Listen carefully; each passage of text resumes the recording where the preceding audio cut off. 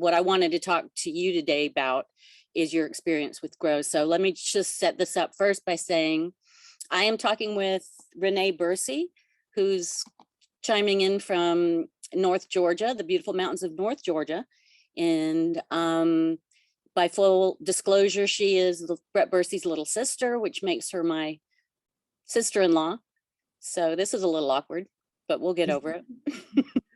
So to get to it, I know that you were there for the very beginnings of Grow, and I know that your mother, Bobby Bursey, one of my favorite people of all time, was there right after y'all bought the building in '77 from Slick Dyson.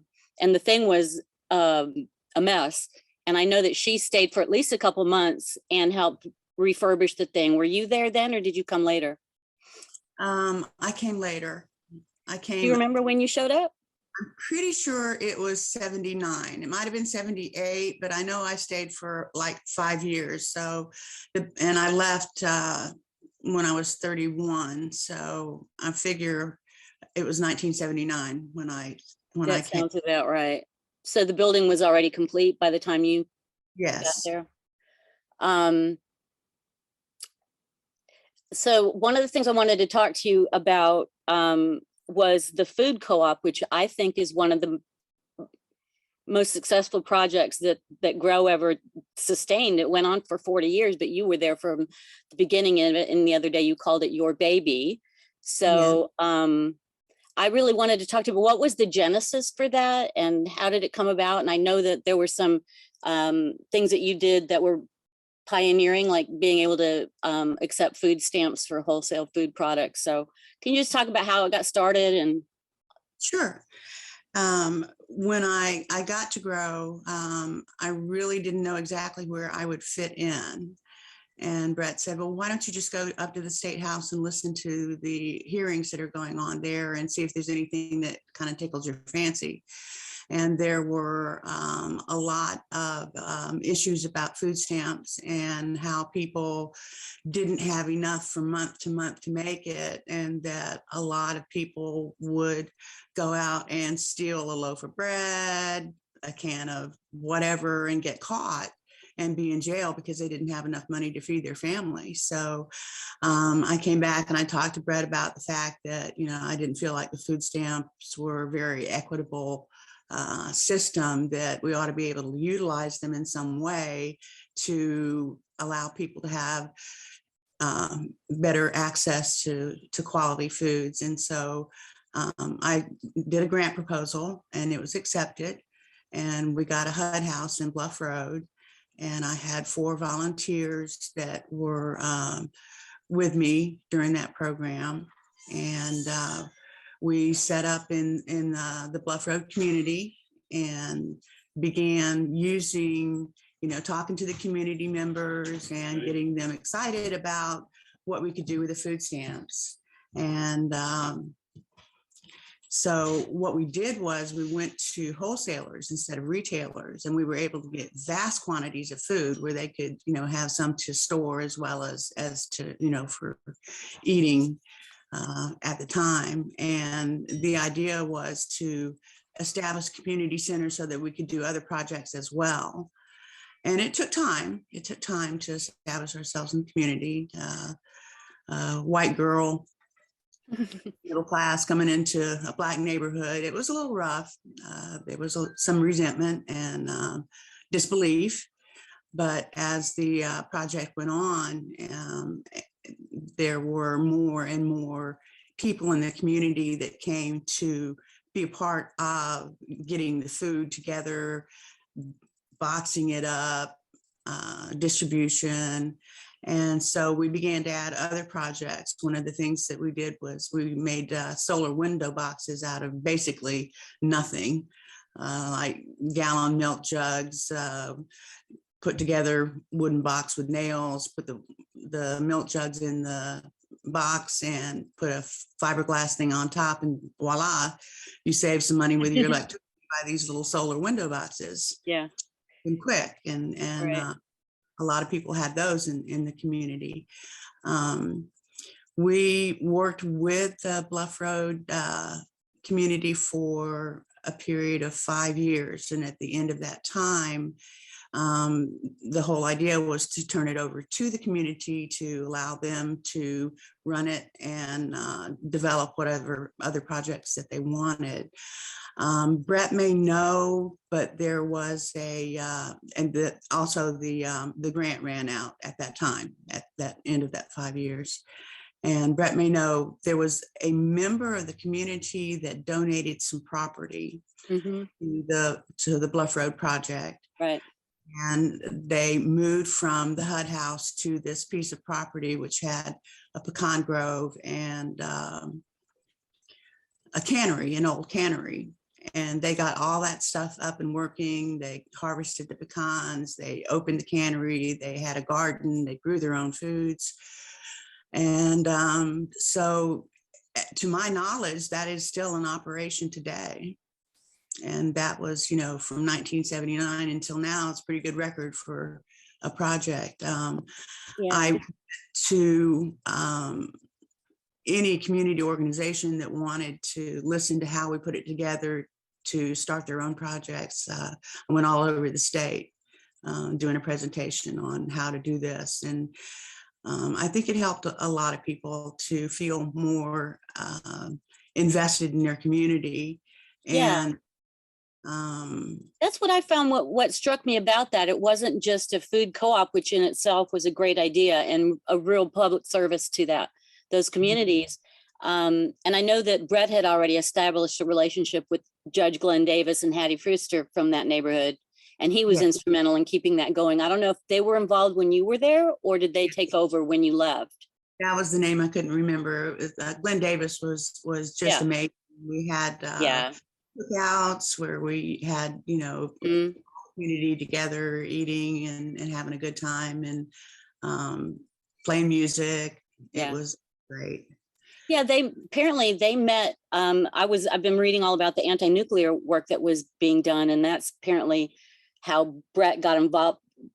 Somebody trespassed about some new facility at some point, and they ended up in front of Judge Davis. And so that's how because I was always wondering, why did they choose that neighborhood to do the food co-op? And so there was that connection, and there are probably other reasons that was chosen.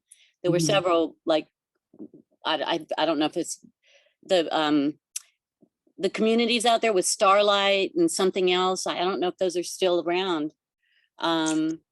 But yeah, you talk about becoming white girl showing up in a black neighborhood. I remember I was talking to Chris Cuney about this, and it took a while for y'all to establish creds with them, but it seemed like you eventually did. Yes. But kudos. It's not easy, right? It was tough, but it was worth it. It worked really well.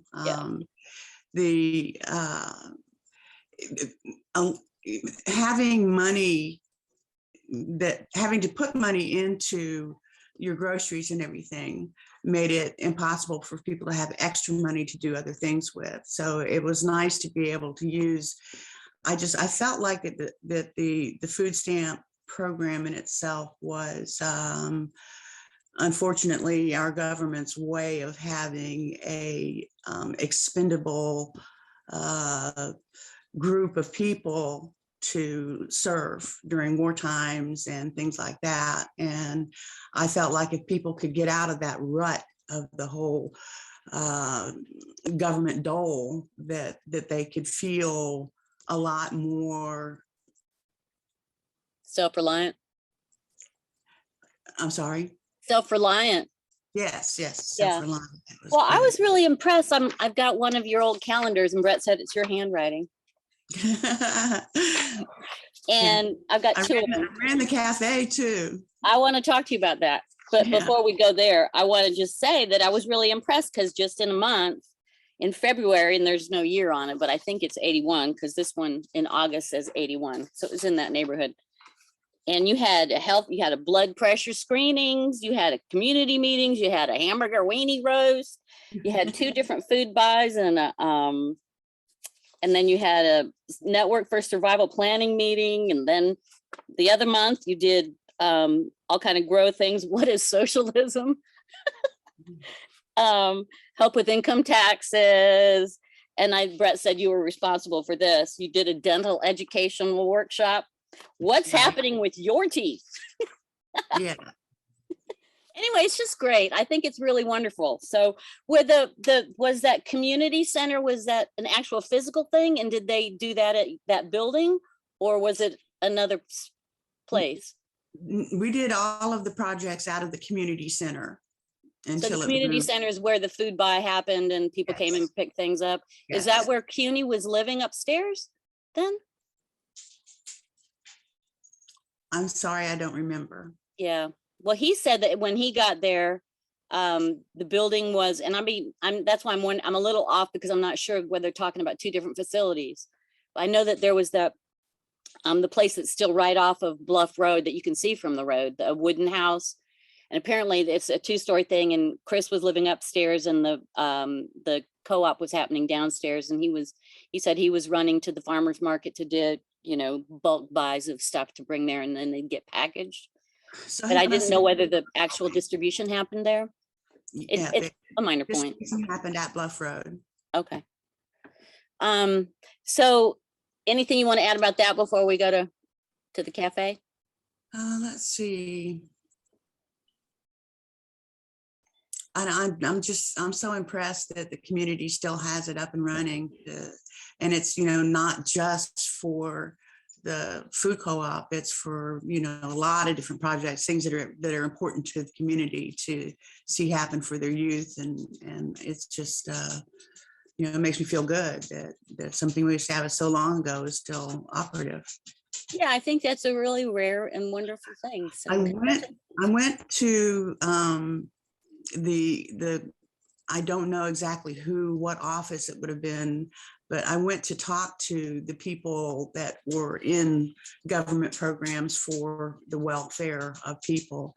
And I told the guy, I said, I'm not going to be on this project forever. And it's working really great. Places that we go to establish this, and it helps them. And I just wanted you to look over the proposal and see if this was something that you could implement as a government project. And he looked it over and he looked up at me and he said, "Do you think I want to work myself out of a job? Thank you for your visit." Wow. Interesting. Yeah. So you didn't come to Columbia for that. Did you come with an intention? I mean, I wanted to serve my country, but I didn't have any particular desire to be in the military, or I thought about the Peace Corps, but I knew that Brett was doing a lot of really progressive things. And so I went to Columbia so that I could spend some time serving my country as an activist. I think that that's an important voice to be heard. I was really impressed by some of your writings. We've got boxes and boxes of material, and I've been sifting through it. And there've been some news clips with you in it, but there was a long letter. I can't remember who you wrote it to, but it was really strident and it was so good. And I was just thinking, I didn't know where you got your politics. Where did you get your politics? It was, I guess we're going to have to credit Brett with that.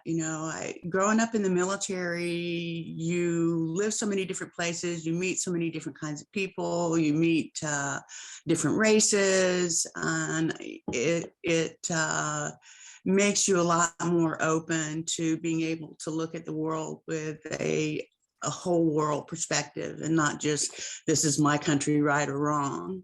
Right. And, watching Brett's struggles and Vietnam, that was a tough one.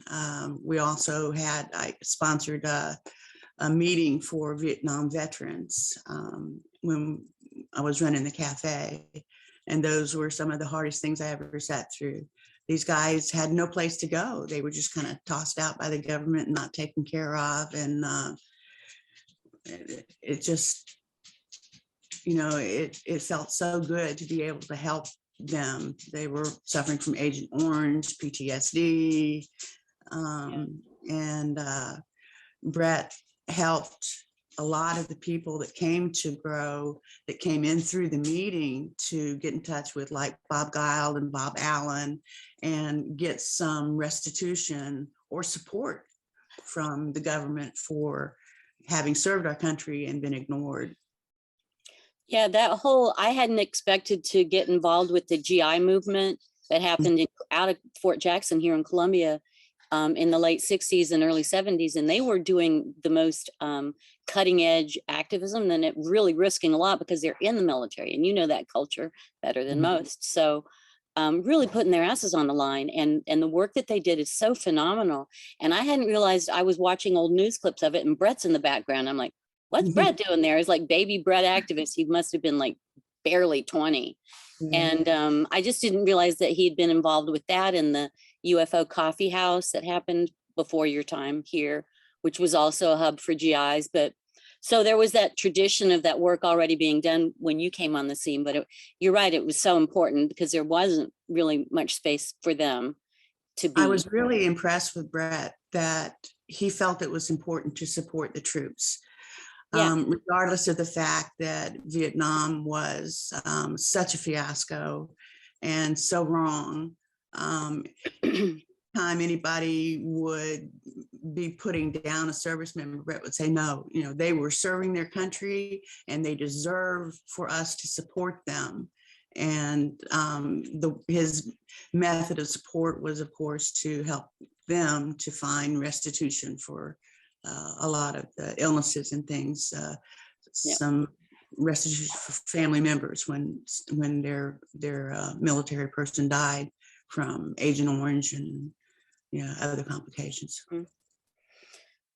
Yeah, well, so let's get to the cafe, because I'm sorry that I never got to see it in its full bloom. It had closed by the time I got there, but all the wreckage of it was still there. The coolers and the all the booths were still there. And I just really missed that whole place so much. It's just a vibe and a space and time that really was quite phenomenal and special. So thank you for helping me try to preserve this just as an archaeological thing. So I'll get back to you for more interviews at some point. So you just be thinking about what we didn't cover today. But in terms of the cafe, I was talking to Wendy the other day, and she mentioned a story about you. And she said that you were managing the cafe, and she used air quotes, and I don't think she was a diss at you. I think it was like nobody could really manage the staff there. They were like unmanageable, that they, by and large, people got there living real close to the edge and like not really rule followers, or you know what I mean. Yes. A lot of them didn't have cars or houses. Right. Anyway, so I want to just get what are some of the people that you remember? What are some of the favorite stories that you had about the place? And also, what was on that menu? Okay. The cafe part of Grow was a vegetarian or vegan menu. A lot of people came in for the politics. There were any kind of number of meetings that you could go to. We had a lot of people came in just to see what the food was like because they had never eaten anything like that before. And we had the tabbouleh sandwiches and, tofu burgers and what is a veggie burger, I guess, is what we had. But, it was all good food. And we had music, live music. Micah Gilbert was one of the, Michael Gooding, Merle Truesdale came in with his harmonica. We had African Dreamland. They came one time and stayed at the house with Brett and I while they, I think they were there for an event. Yeah, they played at some venue in town, but they also played at Grow. That was their final show at Grow, from what I'm led to believe. They were amazing. But I didn't know they stayed with y'all because I didn't, I had to hunt them up yesterday to get in the mood. And so I listened to some of their music, and they're really good. Yeah, they stayed at Hubbergel's old house with us. So you lived there for a while, right? Yes, I did. you didn't stay 5 years there. No. Where did you end up living? You know that little house down at the end of the road on the right as you're leaving that community? There's a little wooden house up on a hill. Are you talking out by Brett's old house? Or are you talking out by Bluff Road? By Brett's house. Oh yeah, I do. Okay. I lived there with Sue Bowman? Bowman, yes, Sue Bowman. Yeah. So before Micah. Yeah. Okay. Yeah, Brett pointed that house out to me many times, but so I know exactly what you're talking about. That's a haul from Columbia though, so but it's cool. That whole area is so changed now, you wouldn't recognize it. It's heartbreaking. Did Brett not show you the pictures? Ashley and I went out there and took pictures of what it looks like now. Of the house? Yeah. Yeah, the deck. Actually, they've done a really nice job with it. I was surprised. I didn't know those were your photos. Brett did show me that the deck and back, and Mama Magnolia is still hanging in there. Right. So happy about that. Mhm. So at what point did you meet Merle? Because that's one of the things you can help me fill the holes of the people that are no longer with us. They can't speak for themselves. So Merle's important to this story, but when did you meet him? And Merle was already working with Brett at Grow when I joined there. So he was there from the very beginning. And Merle just did anything anybody asked him to do. He was, perfectly willing to go out there and do anything to help, and just a great all-around guy. Is that how you met Theo? Were they friends before? Theo was living with Merle. And then were you friends with Caroline first, or how did, I don't want to get too personal, but I'm just like curious because it was a very kind of close knit group. So everybody knew everybody, and you know what I mean? Yeah. No, Merle and Theo were living together at that time. I don't even know where their house was, but I met Theo through Merle, and then met Theo's family after that. So did you ever meet Majesco? I'm sure you must have met her. I sure did. Majesco drove like a bat out of hell. We went to, I think that we went down to the Savannah River plant together one time, or maybe it was to the courthouse down in Augusta or Athens. I don't know where we went, but probably, oh my God, that woman drove 75 miles an hour and 35-mile-an-hour zone. I don't know why she had a driver's license, because she was a lead-footed driver, man. I don't know why she was surprised. I'm really not surprised. But Brett told me that she also wouldn't get on the interstate because it all looked the same and she got disoriented. I'm the same way. I'll take 2 hours longer just to not have to get on the interstate, for real. But so what else do you remember about her? Did you ever go to her house when she was living? I did not. She was just like in and out of Grow, and then there for different events. She definitely spoke her mind, whatever she was thinking, it came right out of her mouth. Just a tremendous force in Black empowerment. But she had very strong feelings about the fact that we're all in this together, and it doesn't matter what the color of your skin is. So just a fantastic woman. I can't really remember any specific things. Yeah. I wonder if the thing that you're remembering with driving with her was going, because she helped, well, she didn't help. She made bail for the 6 of these people that got busted at the bomb plant against everybody's, there was like 1,000 protesters on a Saturday and the Sunday, and then the Monday decided 6 of them decided, one of them was Michael Gooding, the other one was CUNY. They decided to go on the bomb plant, and they got arrested, and they hadn't thought it all the way through, so they didn't have the money to make bail, which was considerable. And so Majesco put it up, and one of them, John Penley, jumped bail, leaving her holding the bag, which, oh my gosh, didn't sit well with a lot of folks, but she forgave him, being the good person that she is. But anyway, so yeah, there are a lot of really colorful characters that came in and out of that place. Who was on staff when you were there? Do you remember anybody in particular? Wes, and I don't know his last name. We called him Wes Moss Man. White? Yeah. Was That his was the other last thing name. that struck me. Everybody had like a nickname. There was Moss Man, and then there was White Man, and then there was Road Warrior. I think he was after your time. And there was Yellow Dog. It was like a biker gang or something. Yeah, that's a lot of different kind of folks. Some college students. Pam Hudson was a college student that I don't know how she found out about Grow, but she became a regular and helped out with a lot of things. Let's see, who else was on staff at that time? Of course, Wendy, she was a musician as She well was only as 16 when she showed up there. What do you remember about Wendy? She was a baby. She was interested in political change, and she also was a brilliant musician, artist. She was a lot of fun. We had a bowling league. You'll have to ask Wendy what our name was. She told me recently. Oh But- God. She told me just yesterday. Right. I'll text it to you. I can't think of it, but The Pinheads. Pinheads, that's right. Yes. Pinheads.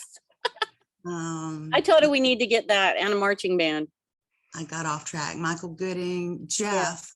There's a guy named Jeff. Can't think of what his last name was, but he was, I believe, one of the volunteers for the Bluff Road project. Brett might know his last name.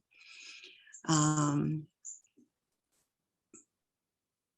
know, it's hard to separate who actually Worked for Grow and who just came in and just did stuff. Alden was always offering his time. Yeah.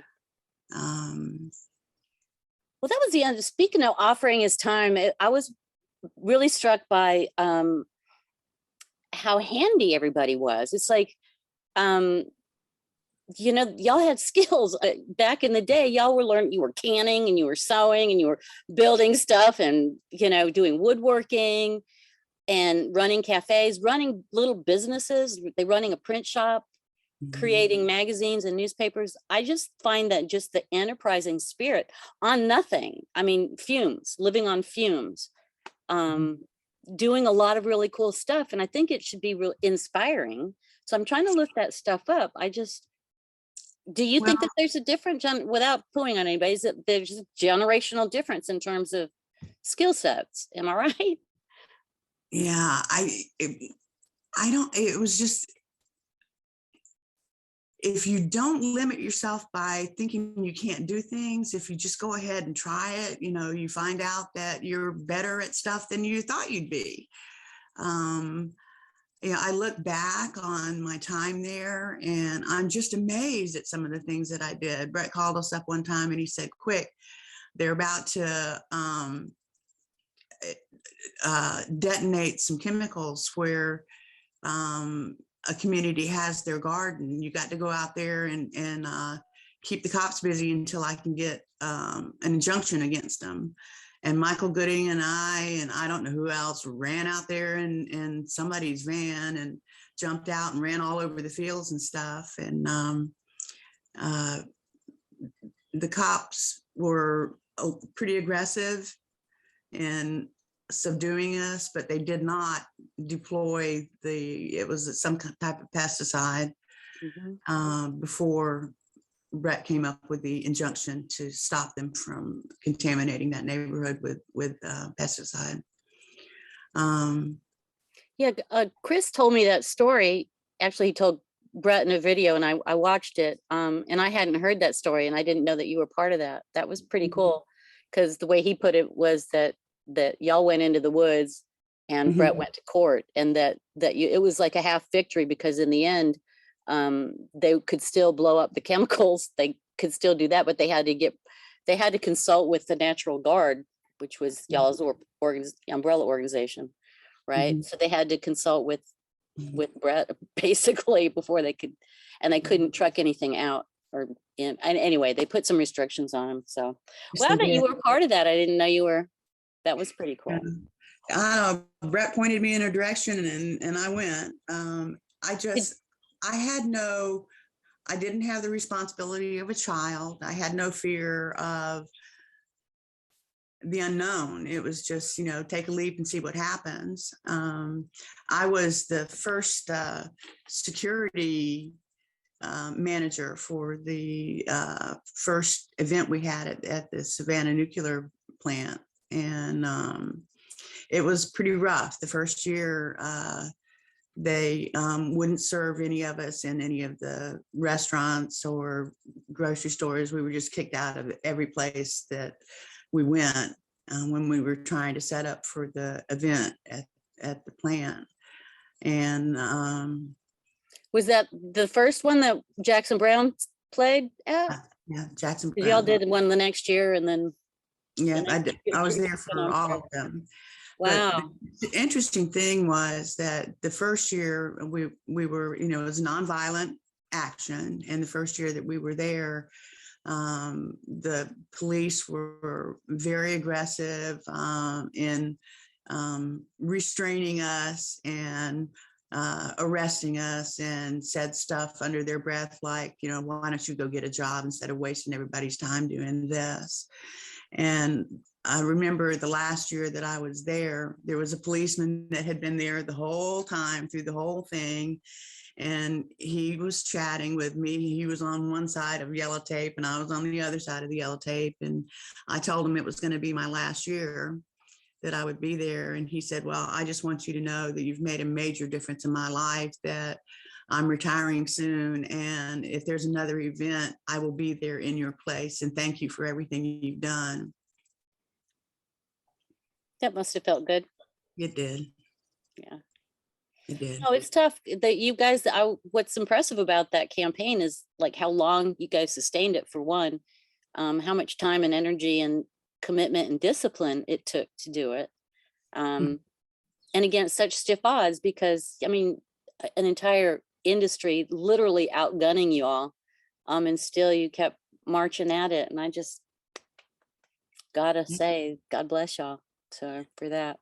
But I'm running out of time here, but before I let you go, I just wanted to know if you remember, and was Richard Lane working when you were there? Gosh, yes. Talk to me about him. Still have. He was already doing, I believe that the first printing presses were already running. They were already producing their newspaper when I got there, and Richard Lane was doing the monthly calendars and stuff. I have some of those in my archives that I could send to you if you don't have any. They are, I'm not even sure exactly what, they had to make templates at that time.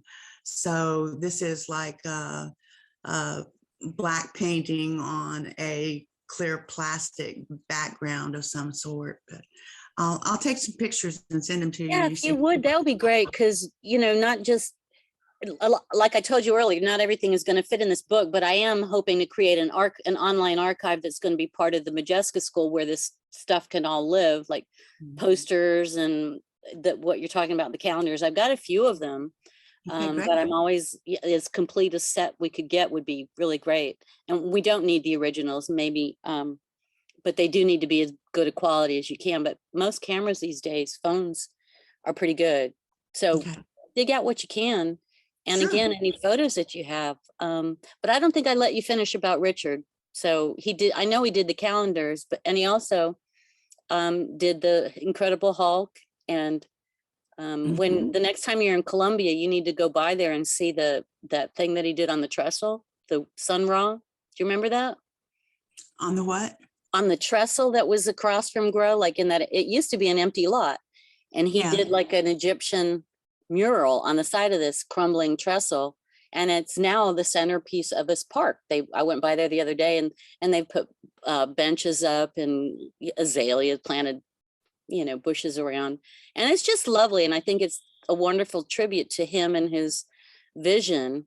And so trestle that you speak of, but it must have been after I left that he did that. He was an incredible artist. And Richard, the last that I knew of him, he was working in Colorado in a hotel, and he was delivering food to people in the morning. And he delivered some croissants to the wrong room. And this guy did not appreciate being woken up, and he ripped the door open and looked at Richard and said, "What the hell do you want?" And he said, "Your croissants, sir." And the guy said, "Damn your croissants," and shut the door. So anytime things were going bad, Richard would always yell out, "Damn your croissants." That's useful. I may use it myself. Loving and warm and wonderful, but he lacked motivation. You know, he could have been famous for his ability to do things, but it wasn't important to him. He just wanted to be happy. Yeah, he was an artist with just driven by the pure need to create something, not for what he would get from it. So we were lucky to have him. There were a lot of really talented people that came through there, and it shows in all the publications and stuff. But I don't know if you ever saw any of the Harbinger publications, but Richard did a bunch of the illustrations for ads in there that are the funniest things I've ever seen in my life. And he did one for Alden's barbershop, and he's got this guy. Do you know what I'm talking about? No, I don't. He's got this guy like sitting in an electric chair with getting ready to get electrocuted. And he says something like, "I would never get my hair cut at anywhere but Alden's barbershop." Anyway, it was just really bizarro and just perfect. And I'm just sorry that I didn't know him better. I have a black and white picture here that it's not one of Richard's, but it's Alice in Wonderland that one of Brett's friends did. That was Horde Stubblefield. That too. You might actually have. Yeah, I know that was Horde Stubblefield. He was a point illustrator. Right. So, yeah, he was, wow, he was really a cut above. I miss him so much, but I was telling somebody the other day, we were just talking about the physical grow building and how treacherous it was getting up those damn stairs. And I remember Horde showing up with his little, he did political cartoons and other things, but that was his monthly contribution. And he would bring his little portfolio, have a tie and suit on, and he'd come creepy. He was 150, like climbing up those stairs. And I just thought we were going to kill that old man before it was over. But yeah, those stairs. Yeah, they were bad, all right. Not as bad as the bathroom downstairs. You remember that? One time I went to pay our electric bill, and it was always like at the very last second. And it was, state of anxiety was always high because you were always like pushing the envelope and getting there at the last minute before they were turning the power off, and Brett had a deadline and he had to meet it. And I ran up to pay the bill, and I wore a retainer, and I couldn't talk with it in. So I took it out and put it in my pocket because I knew I was going to have to tell these people that speak clearly enough for them to understand me. Well, it fell out of my pocket, and the lady behind me saw it and screamed. And it so threw me off that I grabbed it off the floor and put it back in my mouth. And she fainted, Becky. She fainted. And then that very same day, when I went out to leave, somebody had stolen my freaking car. Oh my God. I had a Volkswagen at the time, and I came back and I got stung while I was out there, and I went back in there and I threw myself on somebody's desk and said, "Quick, you got to find me a shot kit. I'm going to die. I'm allergic to bees." It was just, life was always right on the edge and right on the line. And I've always regretted that I wasn't able to. I feel that I'm less than because I couldn't continue to live that way, that I had the option of getting out and going back to dental hygiene, which is, a big money making job. But, I put in 5 years to the cause. So I hope that counts for something. And, we made a difference in a lot of people's lives. Really, you really did. So 5 years is phenomenal. So thank you for your service. And Well, do you have any final thoughts that I haven't asked you? Just about that uh, time in your life? yeah, I owe a great deal of gratitude to Brett for bringing me into his life, and to know that sometimes in order to do the right thing, you have to do the wrong thing as far as the government is concerned. You have to take some risks. Yeah. Yeah. So thank you so much, Renee. I really enjoyed talking to you. Thank you, Miss miss Becky. you. I hope that you're doing well. Give Yeah, Theo my regards. I will. I will. Tell Brett I said howdy.